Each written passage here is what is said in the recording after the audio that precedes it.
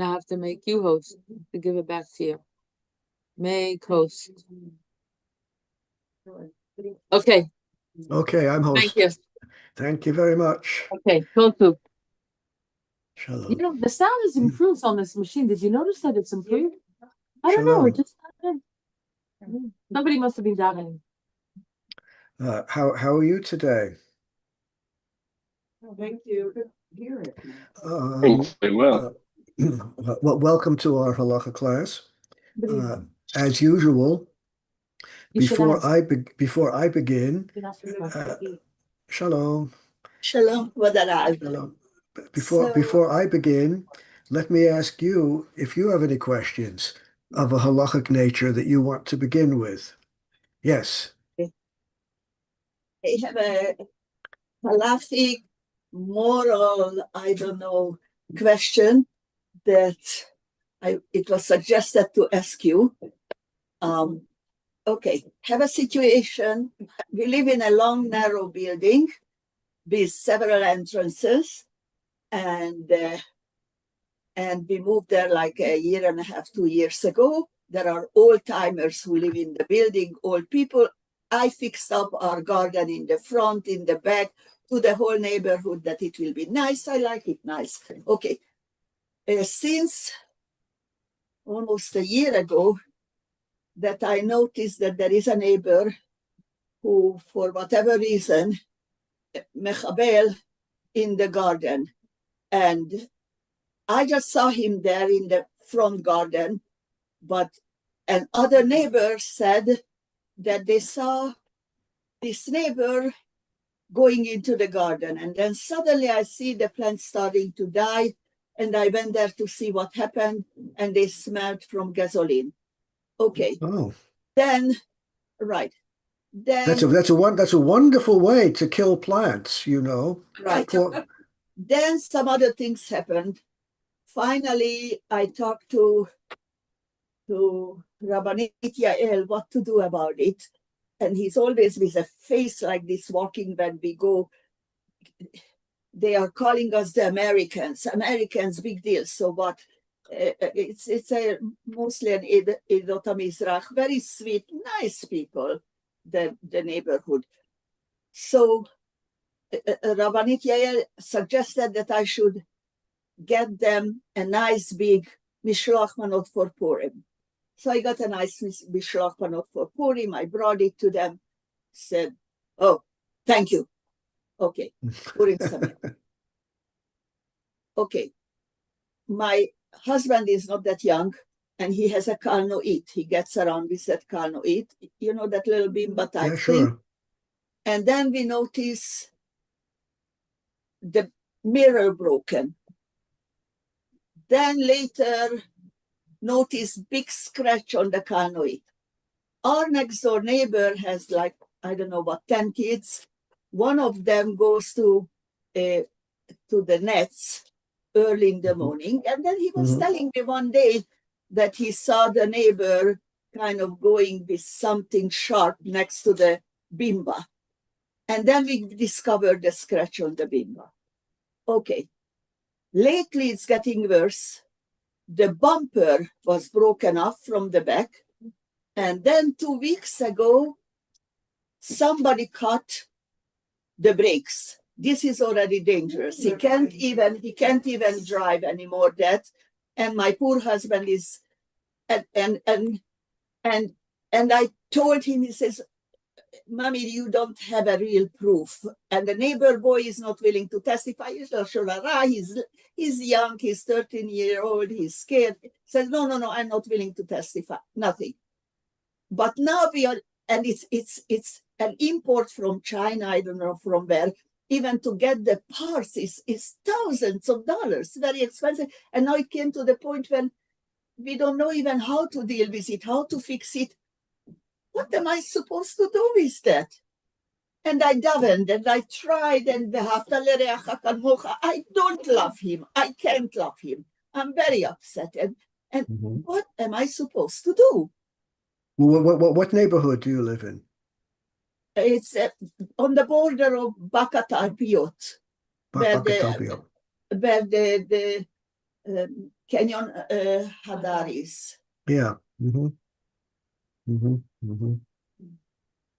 And there is a body shop. We went there. They quoted us thousands of shkalim to fix it. Mm-hmm. It can't go on. And now that he cut the brakes, and I don't have a proof for it, I just assume that he cut the brakes because they told us that it was cut. It's not worn out. It was cut. It's a life danger already. He can't drive it like this. And what else is going to be next time? Mm-hmm. Yeah. Well, I wish I had a simple solution for the problem. As you know, my magic wand is broken and is in the repair shop. I never learned how to use the new digital models, and it's hard to fix the old analog models that I have. The problem that you have, of course, is supposed to be a problem that the police deal with. It's supposed to be a problem that but in fact, there's not much hope that the police are going to do anything, or if they could do anything.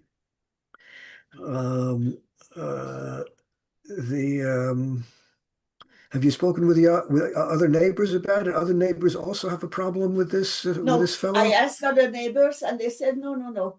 He calls us the Americans. We just moved into the neighborhood. I fixed up the gardens. I don't know. Maybe a little bit there is a problem with narrow eyes, okay? I don't know. And we don't daven it. There is a shul just on the street. We don't daven in that shul because it's an Edot HaMizrach shul. We go a little bit farther away to the Chabad shul because we are Ashkenazim. Okay. I don't know. Maybe that's, I don't know. I have no good solution. I want to think about it, and I want to consult with some people about it, and maybe I'll be able to get back to you with some advice. Maybe. Okay? Really appreciate it. I'm going to try to find some advice. It comes to the point when I'm very upset. Yes, it's intolerable. It's clearly intolerable. We don't go to their shul. But does he daven in a shul? He is davening and all his friends, everybody. So there is a Rav, there is a Koach. I can't talk. It's like Onara. I don't have proof. I don't have proof. Before you get a security camera and record. No, and I don't know what can be the next thing. No. Yeah. Tov, thank you for the Rav. Thank you. We'll try to find this. I'll try to think of something. I'll consult with some people. Aside from this issue, which is clearly very distressing, aside from this, does anyone else have a halachic issue to begin with? Okay. Now today I want to talk about Shechianu. Let me get the stuff on the screen. I'm pretty good at this. Oh, I'm sorry. I forgot. I did have I think it's a quick question. Yes, that's Shmuel, yes. Hi, shalom. We already learned that it's better to say brachot out loud unless maybe the person doesn't know that they're supposed to say amen. But to what extent, if people are having a conversation over here, or people are clearly studying Torah, like how much am I supposed to say it aloud? Like, so obviously so I can hear it, but am I not supposed to interrupt them, or am I? Just curious. Well, of course, it depends upon. Let me give you an example. Let me give you a big example, and then you'll be able to apply the rules in general. How do I mute the background noises here? Okay. Imagine for a moment that you're traveling in an airplane. You're flying in an airplane, and someone is assembling a minyan to daven mincha or whatever it is in the airplane. And in order to assemble a minyan to daven in the airplane, 10 or more people are going to have to assemble together, blocking typically blocking the aisles that lead to the restrooms. Now, the formation of the minyan is going to bother people. People are going to be bothered. They're not going to be able to go through the aisles. Probably they're going to be blocked from getting into the restrooms for a period of time. And this is, of course, a problem. Now, the question arises, should you make the minyan? Is performance of the mitzvah sufficiently important to justify bothering other people? Well, as we've seen over and over again, for example, with the bracha of Shechianu, which we have been talking about, and we're going to continue talking about today, we've seen that mitzvahs divide into two categories: the things which are obligatory and things which are optional. Now, of course, as far as tefillah is concerned, there's no doubt about it. Of course, it's possible to fulfill the mitzvah of tefillah without a minyan. Of course, that's possible. No doubt about it. Is it better in a minyan? Of course, a minyan is better. But you can do the mitzvah without a minyan. Well, do you want to bother other people just so that you can do the mitzvah better? I think the answer to that should be perfectly obvious. Now, in your specific case, of course you can fulfill the mitzvah of the Torah, if we're talking about Birkat HaMazon, or mitzvah of the Torah. If we're talking about Birkat HaTorah, other brachas would be D'Rabbanan, a mitzvah D'Rabbanan. Can you fulfill the mitzvah of the mitzvah of the bracha without involving other people? Of course you can. And therefore, given a choice between fulfilling the mitzvah and bothering the other people, well, of course, you just fulfill the mitzvah and don't bother others. Let me extend this rule in a stronger formulation. The Gemara speaks about kutra de Beit Kisei. The Gemara speaks about the bad smells of the Beit Kisei, the toilet. Now, of course, in the old days, when all was right with the world, before the ruination of modern times, no one had toilets, no one had bathrooms in the house. You had a Beit Kisei outside the house, where it belongs, I suppose. Now, the question therefore arises in the Gemara: if someone wants to build a Beit Kisei in the courtyard, or in the area where you have the right to build something, you are a partial owner, you're one of the owners there, and you have the right to build something. But the smell is going to disturb other people. Now here, it's the conclusion of the Gemara is, if you have already, you're not allowed to build the Beit HaKisei, you're not allowed to build the outhouse there because the smell is going to bother people. But what happens if you already built it? If you already built it, who has the halachic obligation to distance himself or to distance herself? Is it the person who is bothered by the smell has the obligation to find some other place to live or close the windows, or it's the problem of the person who is bothered? Or is it the problem of the botherer? That's the person who must distance himself, or distance herself, in other words, remove the Beit Kisei. Here the Gemara is perfectly clear. The obligation is on the mazik. The obligation is on the person who is bothering. And here we're not talking about any financial damage. We're not talking about scratching the person's property or damaging the person's property. We're just talking about a smell which is bothersome, but you can't put any financial value on that. It's not like someone who would destroy your property, and it'd be financial restitution would come into question. Even though you're only bothering someone, it's the botherer who must distance himself or distance herself. So that's fairly clear and straightforward, isn't it? Thank Okay. you. Yes. You're welcome. You're welcome. Anything else we should deal with before we come to Shechianu or continue with Shechianu? Okay, let's go.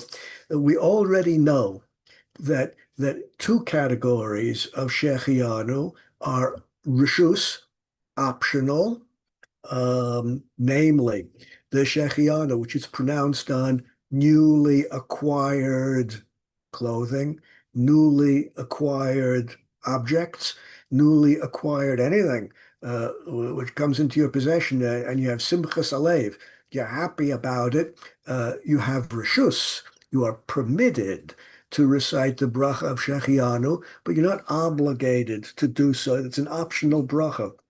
And as we saw through the generations, since the days of the Gaonim, since the close of the Gemara, in many kihilot, many Jewish communities all over the world, the most common practice was just to omit that bracha. Similarly, the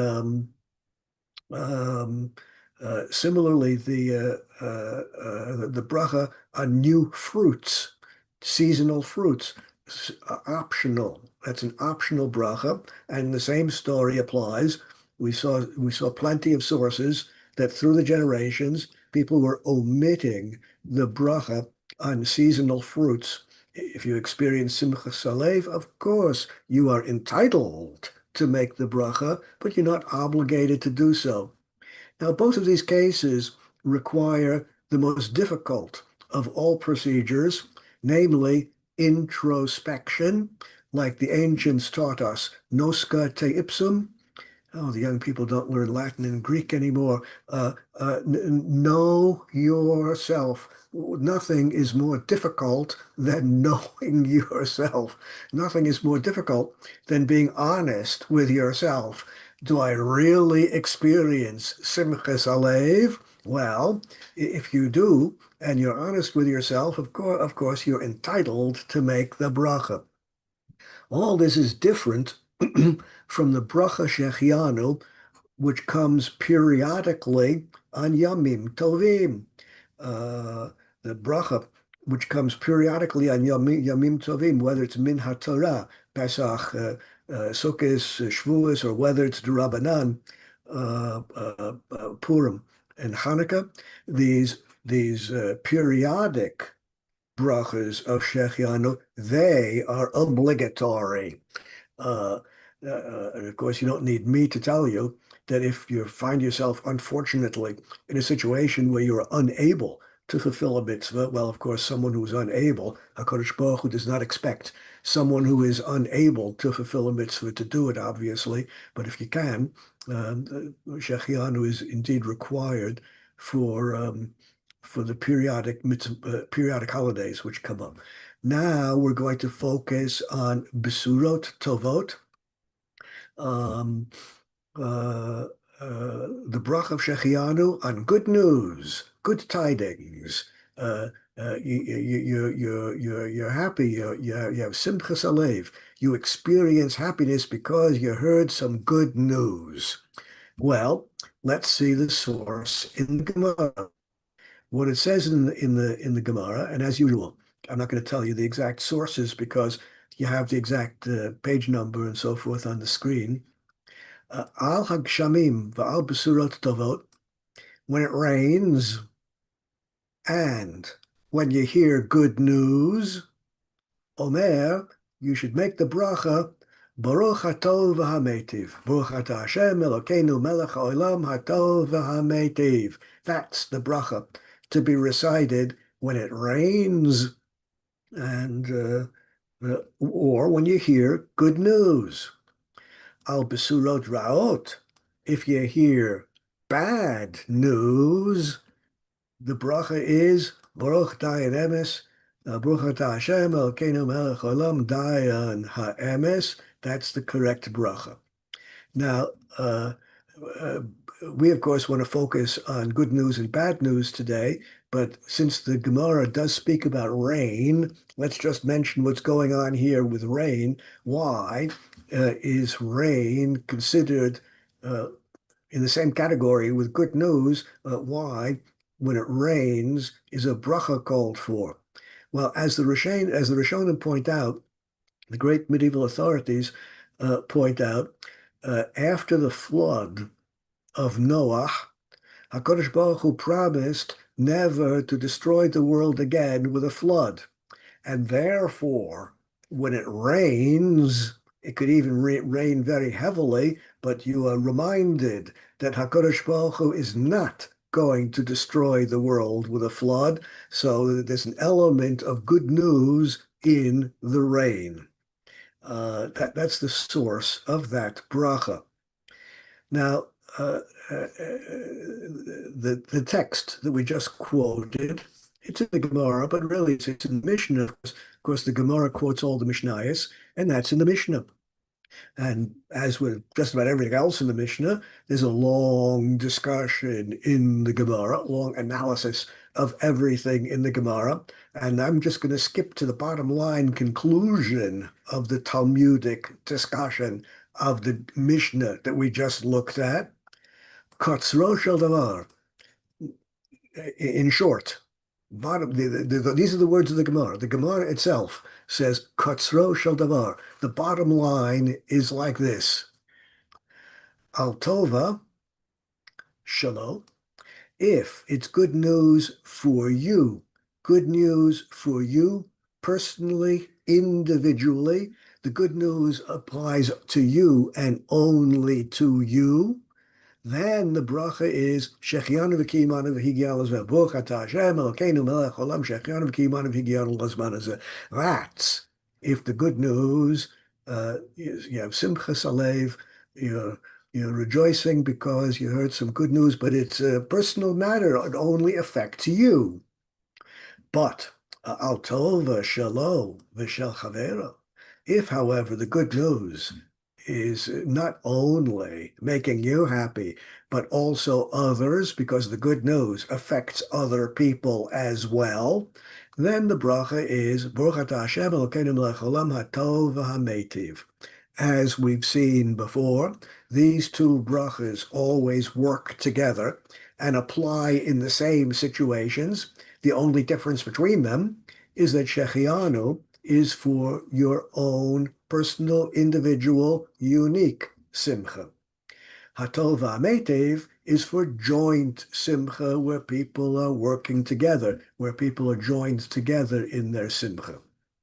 Okay, that's fairly simple and straightforward. But of course, as soon as we come to the opinions of the poskim, things get a little bit more complicated. Let's look at the Aruch HaShulchan, which you know is one of my favorites.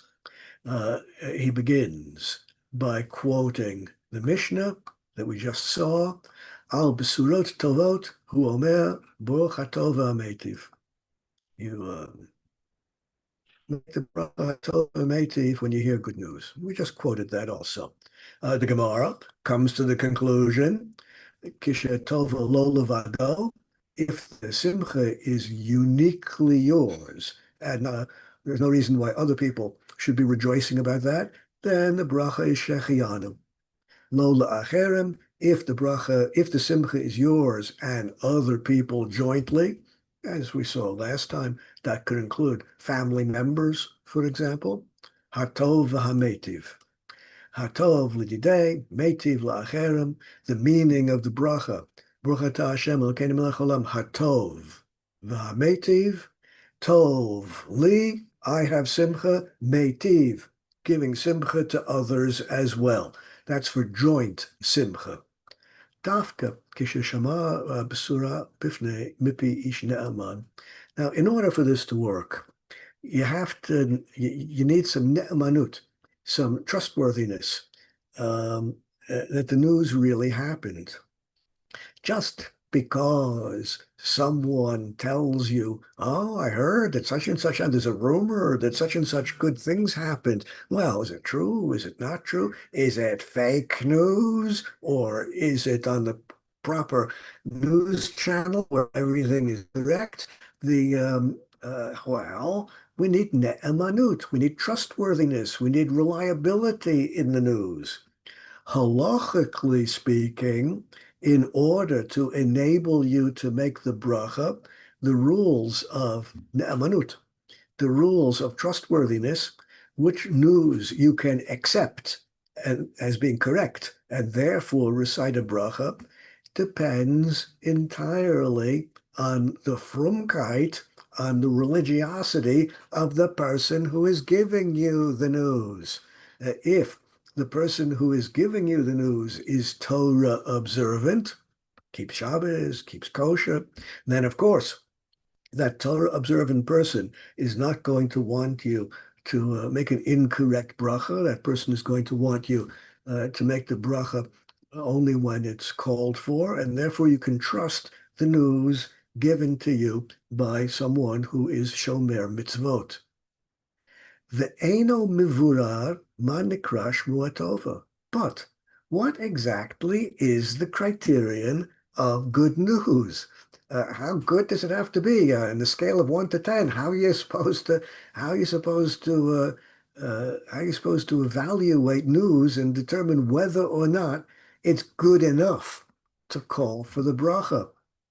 Hanireh, seems to me, he says, no one told me I had to publish this. The very fact that he chose to publish it means that it is firmly held. It is his firmly held opinion. It has to be a significant good news. You need a lot of simcha. Simcha shel mammon. It could be because of a financial windfall. That could make you very happy. Simcha acheret, or it could be any other source of simcha. But it has to be something which is really going to cause you to seriously rejoice. And as far as financial windfalls are concerned, winning the lottery, well, it depends how wealthy you are. A poor person wins 100 shekels on the lottery. That might be a big deal. A wealthy person wins 1,000 shekels on the lottery. That might mean nothing to the wealthy person. Well, there is therefore no hard and fast scale.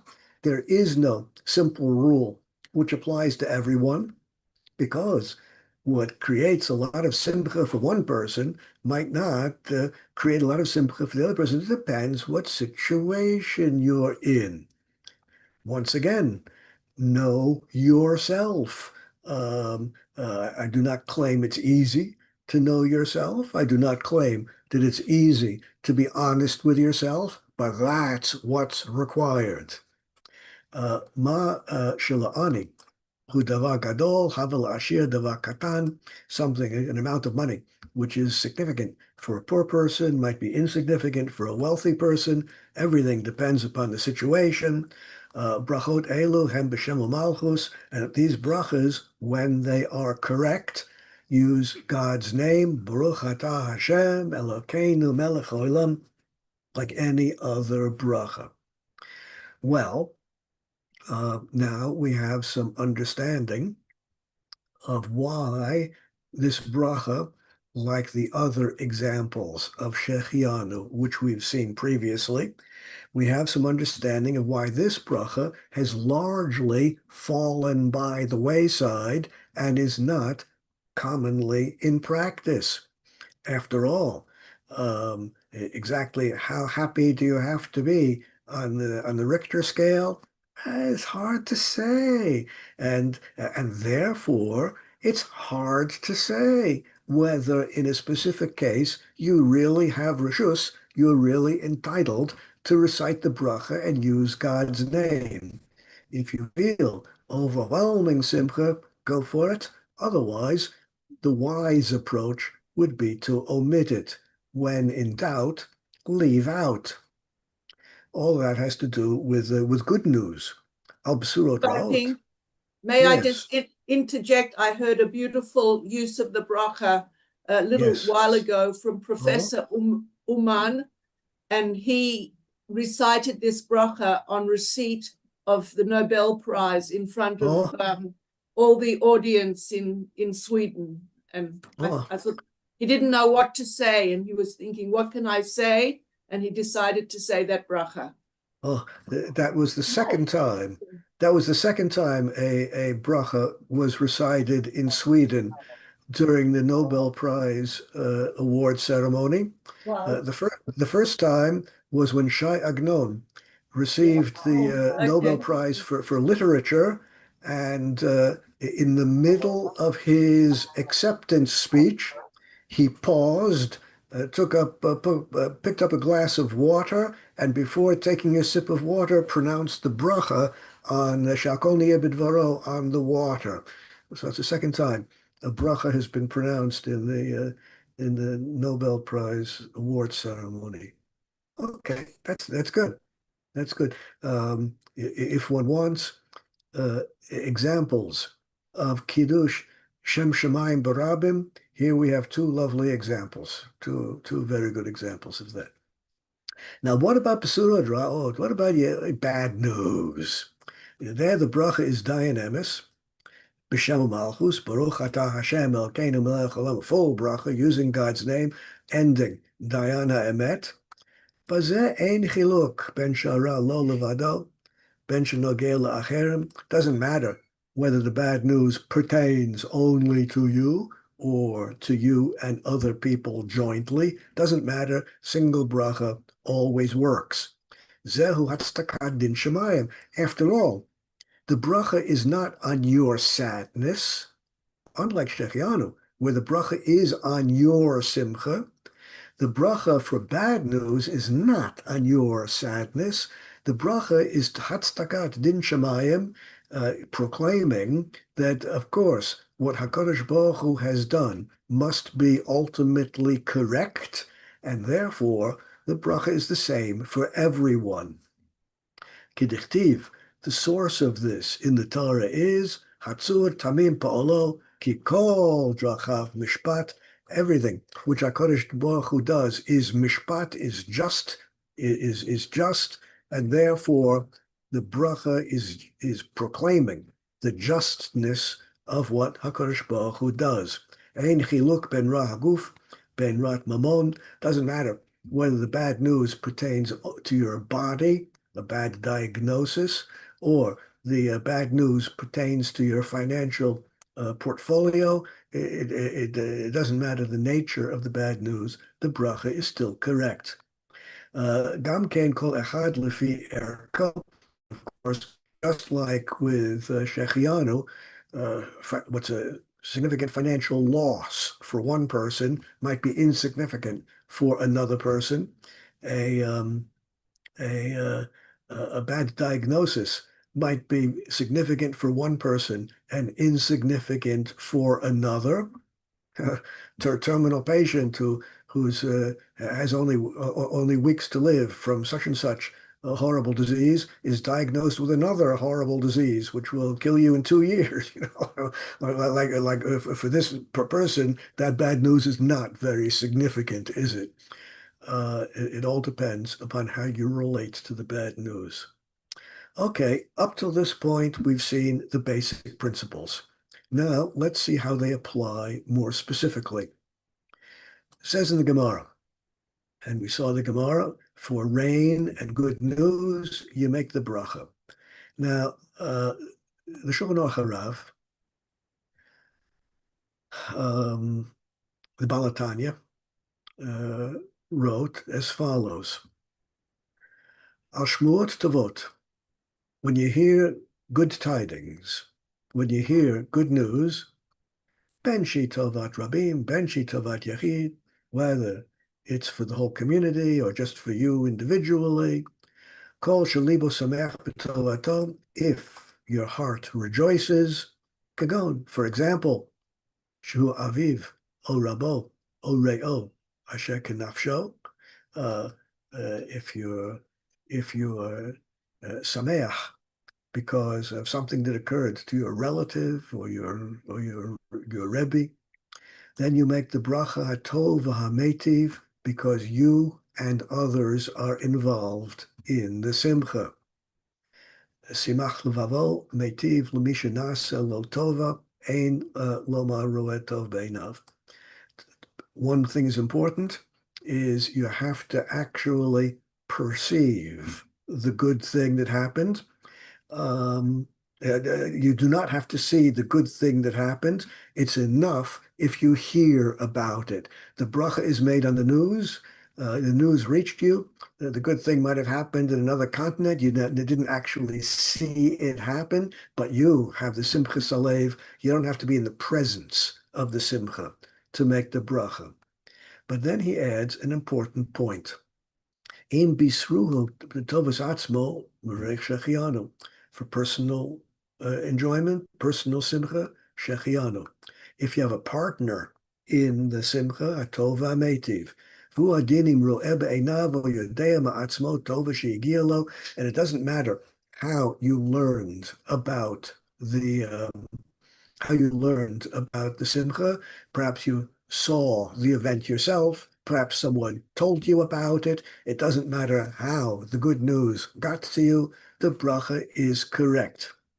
Now notice in passing that according to the Shulchan Aruch Harav, there's no need here for personal benefit. It's enough to have simcha. I don't wish to say that simcha is not beneficial, but you don't need any material benefit. You don't need any financial gain. You don't need anything in the physical world to benefit you in this case. It's enough to have simcha salev. That's the point of the Balatanya. Let me just point out in passing that when we want to determine the opinions and the Piskei Din of the Balatanya, we usually look in the Shulchan Aruch Harav, where we will find his opinions. However, the simanim on brachot are missing from the Shulchan Aruch Harav. As far as I know, the manuscript does not exist for those simanim. The manuscript is either never written or was destroyed. I don't know. But the text we've taken there for the text on the screen is not from the Shulchan Aruch Harav. It's from his Siddur. In the Siddur of the Shulchan Aruch Harav, he has a section called Luach Brachot, and that's where this quotation is taken from. That Luach HaBrachot is usually reprinted in the back of the Chabad editions of the Shulchan Aruch Harav, because those simanim are missing, and it's in that Luach that you get the opinions of the Balatanya regarding brachot. So although it's not actually in the Shulchan Aruch Harav, it was actually written by the Balatanya, was actually published by the Balatanya. It's just in a different sefer, that's all. Bottom line, you don't need any personal hana'ah. You don't need any personal financial or material benefit. It's enough to have simchas halev. Now, all of this leads to a curious question. German, German is a strange language. If it's worth studying the German language, you'll learn a whole new perspective on mankind. There's one German word which has become popular even in English. Even English speakers use the German word Schadenfreude. Now Schadenfreude is the joy you experience when other people suffer. The joy you experience when other people suffer, the joy in others' suffering. Well, what about the situation where the sufferer is a rasha, a wicked person?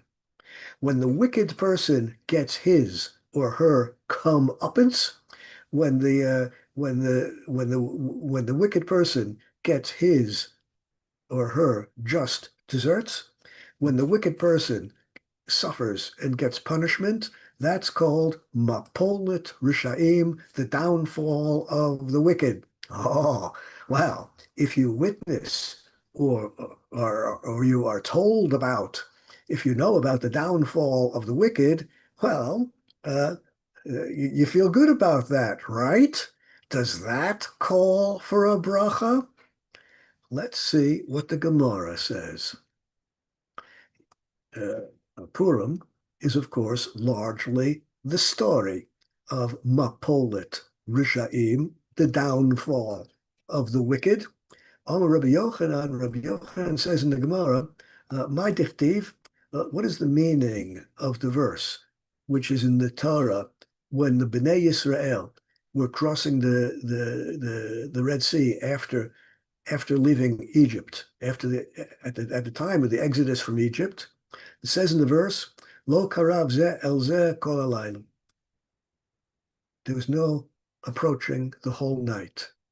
What does that verse mean? Rabbi Yochanan asked. Answer, Bikshu malachei asharet lomar shira. The angels in the heavens wanted to sing the praises of God during the exodus from Egypt. Amar HaKadosh Baruch Hu. But HaKadosh Baruch Hu said to the angels, Ma'aseh Yadai, the creatures which I have made, the Egyptians, Tohen B'yam, the Egyptians are drowning in the sea. Va'atem omrim shira, and this is something you want to rejoice about? This is something you want to sing praises about? No, it's improper to sing praises about the wicked Egyptians drowning in the sea.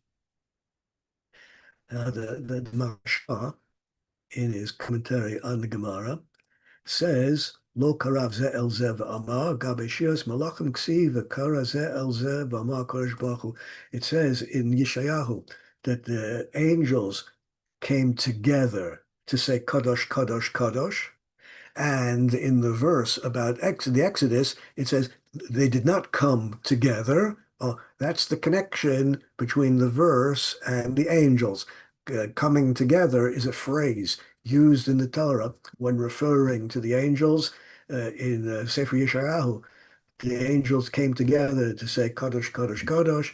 In Sefer Shmos, they came together to sing the praises of God at the Exodus, and God said, no, that's improper. Well, what do the poskim make of this? This is a lovely Agadata, but how do the poskim understand its application? The Beis Yosef, Rabbi Yosef Karo, quotes the Shibbolei HaLeket, one of the Ashkenaz Rishonim, who in turn quotes an earlier Midrash, which explains, Hatam she'en gomrim Hallel kol yemei Pesach. The reason we do not say the full Hallel during Pesach, except for the first day, hu lefi shenitbu Mitzrim, because the Egyptians were drowning in the water, and that's not a time to say the full Hallel in praise of God. Like it says in the verse, Bin pol oivecha al tismach, flat out says in the verse, do not rejoice in the downfall of your enemies. That's not a time for a bracha. Oh, so when the wicked have their downfall and suffer and punish and are punished from the heavens, that is not the time to say Shechianu. That is not the time to say Hatov HaMeitiv. The Mishnah Brura, not surprisingly, concludes, the drowning of the Egyptians happened only on the seventh day, the last day of Pesach. Since on the seventh day of Pesach, it's improper to say Hallel. Since it's improper on the seventh day, because that's the day when the Egyptians were all drowned. Therefore, on Chol HaMoed, we also omit it so that Chol HaMoed should not be more significant, so that Chol HaMoed should not be more weighty than Yom Tov itself, the last day of Pesach, which really is a Yom Tov. But the basic idea of the of the Midrash. The basic idea of Rabbi Yosef Karo in the Beis Yosef is embraced by the Mishnah Brura, and not surprisingly, by all the Acharonim. Mapolet Rishaim, the suffering of the wicked, might indeed cause Simchas Alev. That might indeed be something you're happy about, but it's not something to make a bracha about. Let's complete the discussion with a few more important elements. Rabbi Yehuda says in the Gemara, Mea v'shalosh parshiot amar David HaMelech, when he wrote Sefer Tehillim, when David HaMelech wrote the Book of Psalms, he wrote 103 Psalms, the first 103 Psalms in the Book of Psalms. The first 103 Psalms do not have the word Hallelujah. The word Hallelujah does not come up in the first 103 Psalms. Ad shera'a b'mapoltan shel Rishayim, until David HaMelech saw the downfall of the wicked. Shene'amar, as it says, Yitamu chata'im min haaretz, the wicked are eliminated from the earth. Rishayim odei ma'in odeinam, there are no more wicked people. Bachi nafshi es Hashem hallelujah. The first hallelujah in the Sefer Tehillim comes when the Rishayim were all destroyed. Now, this runs in the face of everything we've learned. This contradicts all the sources we've previously seen. Well, what do the great rabbis make of this contradiction? Let's take a look at the Sfas Emes. The Sfas Emes was the second Gera Rebbe. He was the grandson of the first. The first was the Chidushei Yorim. The Chidushei Yorim's grandson was the Sfas Emes. He was the second Gera Rebbe.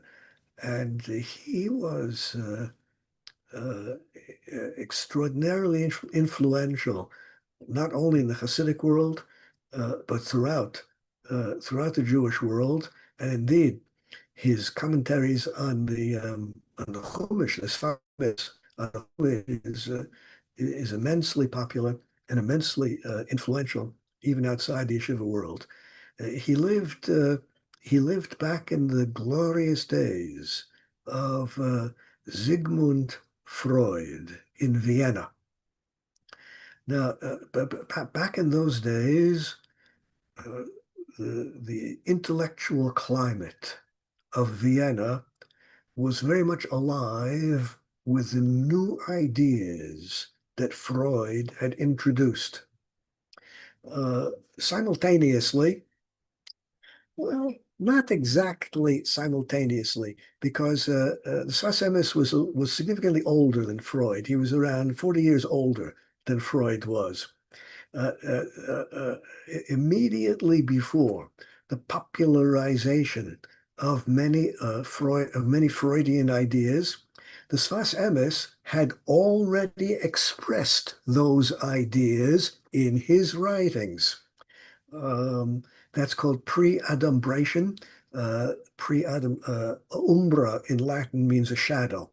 Pre-adumbration is like foreshadowing. You get a hint of what's going to come in the future.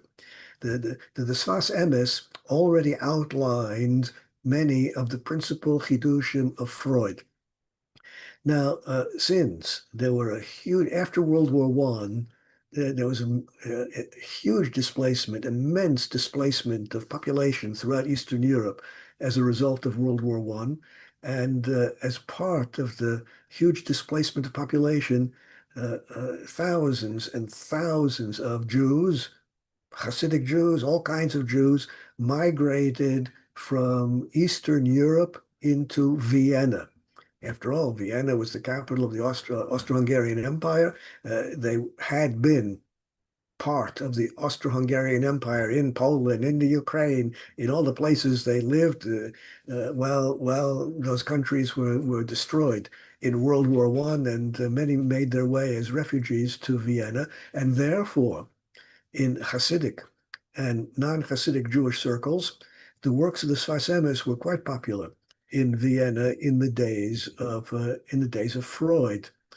Now, I have evidence that Freud read or attended any shiurim where the ideas of the Sfas Emes were discussed, but it is historically surprising that many of the ideas in the Sfas Emes then do subsequently occur in the writings of Sigmund Freud. Of course, as the ancients taught us, post prop ergo propter hoc is invalid logic. Oh, young people don't learn Greek anymore.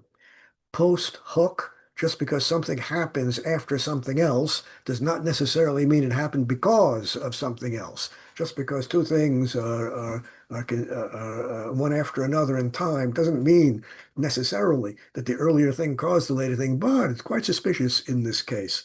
I tend to think there probably is some influence. In any event, let's see what the Sfas Emes has to say about the downfall of the wicked and God's telling the angels not to sing. He quotes the Marashah. The Marashah asks, Masa Yadai Tovim B'yam, Atem Omrim Shira. Kvar Hiksha Kain B'Zohar Kodesh. The Zohar HaKodesh already deals with this idea, B'Kamaduchte, in several places. I found two places where the Zohar deals with it. Maybe there are more that I should list. I only know two places where the Zohar deals with this. According to the Zohar, Kodem, the Ishtalim Kista, there's a difference between fulfillment, complete fulfillment of the plans of the wicked. There's a difference between those wicked people who have achieved and completed their wicked plans.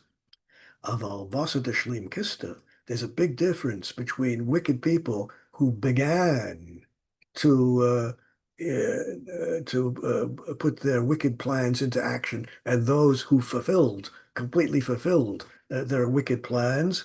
Ksiv ba'avod rishoyim rina, it's proper to have when the wicked people completed their wicked program. That's the difference between cases where Simcha is correct and Simcha is incorrect when dealing with, when one is confronted with the downfall of the wicked. If the wickedness was complete and final, then in the downfall of that wickedness, in the downfall of those wicked people, Shira, rejoicing, is correct. That's the Sfas Emes, great Ashkenaz Hasidic thinker. The Yafal Alev, Falachi, the great Sephardic authority from Turkey, he wrote, Hatam lama she'em mevachim al mitzvahs aseh d'zachar Amalek. Once a year, we fulfill the mitzvah of remembering the wickedness of Amalek, who tried to destroy Am Yisrael. Why do we not say Shechianu when we fulfill that mitzvah once a year? Lefisha al hashchata lo mevachin, because it's improper to make a bracha on destruction. As we saw last week, that's why we refrain from making a bracha of Shechianu on shoes or leather garments, because some destruction is, you have to kill an animal in order to make the shoes or the leather garment. Well, if the wicked people destroyed things, if the wicked people destroyed people, that does not call for a bracha. Afilu, even though It's the wicked people themselves who were destroyed. That's why HaKadosh Baruch Hu told the angels not to sing. Just like we don't make shechianu on leather garments. Harekan nami ikam. She mitzvah ababa avera. Remembering Amalek. Lo ba Amalek ela lefi shesafu yedehem minat Torah. Sharafu yedehem minat Torah.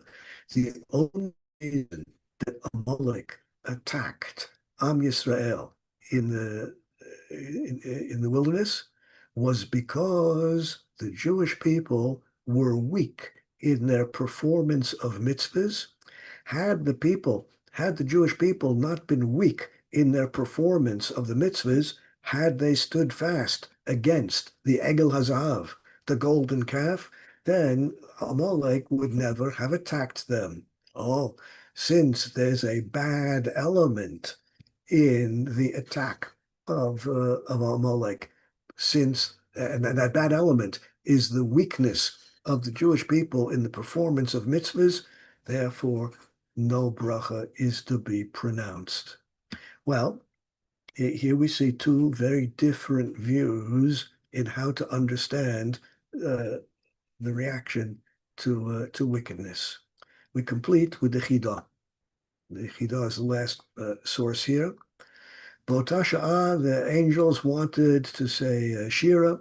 HaKadosh Baruch Hu told them not to. Haya al hanes shenitzol lohem v'lo al tevias Mitzrayim. The two things happened at the Exodus. Number one, the Egyptians were drowned. Number two, the Jews were saved. We have to distinguish between those two things. Which is it that we're going to commemorate? Yesh lechalek, dahainu dafke ba'odsha rashayim nidonim umesim. While the wicked are being punished, while they are drowning in the sea, that's the time that we do not say Shira. Oh, but once they are already gone, then the wickedness has vanished, and it's then correct to say Shira. The difference between the angels who were instructed not to say Shira and David HaMelech, who did say Hallelujah in the 104th Psalm, the difference is while the wicked are being destroyed, while they are drowning in the sea, then we refrain from the bracha. But once they've vanished from the earth, then it's correct to say the bracha. So we have three different approaches to understanding Shechianu on bad news about bad things that happened, the downfall of Rishayim. I'm going to pause with this and ask you whether you have any questions you want to deal with now. That's it for today.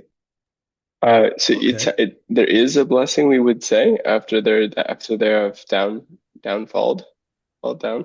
After they've fallen down, yes. After their downfall, yes. Then we'd say Atov Metiv.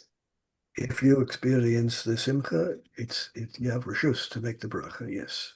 So that sounds like that would be appropriate for some of the recent events where some evil was destroyed in the world. Yeah. Well, here in the Near East, of course, it's an ongoing event. They're still bombing the Israeli Air Force is still bombing in Yemen, in Taiman. At the moment, it's still an ongoing thing. So it wouldn't. Moment, no. Got it. Okay, so even a few leaders or even some measure or phase wouldn't be. It would be like after whatever right. That's tricky. Okay. That's tricky. Correct. Okay. Any other issues? Really enjoyed your shiur. So my pleasure. There was another shiur exactly the same time at 7:00, and I had to check with Jody. My goodness. Anyway, more important. Okay. Mm-hmm. Have a good week. Be well. Shalom. Shalom. Rav. Yes. Just going back to Baruch Dayan Hamet. So you quoted sources that said you say Baruch Dayan Hamet with the Shem HaMalchus, but correct. I've predominantly seen the practice that they say these words Baruch Dayan Hamet without the Shem HaMalchus. Correct. And as we saw regarding the bracha of Shechianu, a newly acquired property, when in doubt, one can say the bracha. One is encouraged to say the bracha, just omitting Shem Umalchus, omitting God's name, that you don't run the risk of using God's name in vain if there's some doubt about the applicability of the bracha. Just leave out God's name. That's correct. All right. Now I must practice my strine. Here goes. Good day. Good day. There's actually, I met an Aussie here who knows you. Danny Eisenberg, he was in your Yeshiva. Yes, of course. Dinky Diazi, True Blue. Yeah, he's I think he met you when he was on MTA in Yeshiva in Frat, Yeshiva's Hamiftar. Correct. Yeah, no, he's I learn with him now. Very good. Oh, yeah, he speaks very high. Give him my regards. I will do. He said he speaks very highly of you. When he heard I was learning with you, he was very happy. Fair dinkum. Okay. Have a good week. Shavua Tov. Safe week, and a good Shabbos. Shalom. Amen. Shabbos. Normal, I have some more questions if you're able. Okay. I don't want to keep holding you if you have to go. Okay. What's the issue? So it's the Aruch HaShulchan really leaves the ball in our court. That's the first thing that seems very interesting. Then it doesn't. The rejoicing. The question is, it doesn't seem like the rejoicing of others has to meet ours in a hatov v'meitiv. It may just have to benefit others, but our rejoicing has to reach Simchat. Correct. Okay, that's good. And how close to the time of the news must we pronounce the blessing? Just when we hear? No time limit. So if you still experience the simcha a year later, you can still make the bracha a year later. Oh wow! Wow, it's about that would make sense. Okay. And Baruch Dayan Hamet wouldn't have to necessarily be just on an immediate family member then,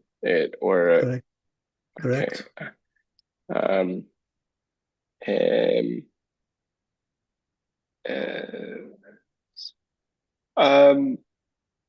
then the Rambam speaks of the very interesting case of someone passing away and then you receiving the inheritance, so you make both blessings.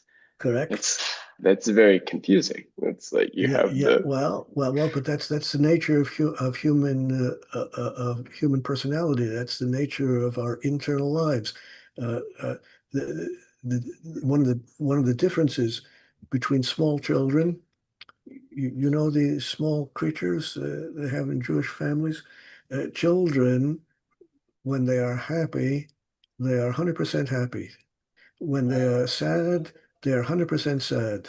They can flip from one to the other, from one moment to the next, but little children are incapable of internalizing simultaneously happiness about one thing and sadness about another. This is an element of emotional maturity, which only grown-ups have. Grown-ups, if you're emotionally mature, which I hope you are, grown-ups have the emotional capacity of internalizing simultaneously simcha about this and sadness about that. Little children might flip back and forth between them, but they can't do both at the same time. Wow.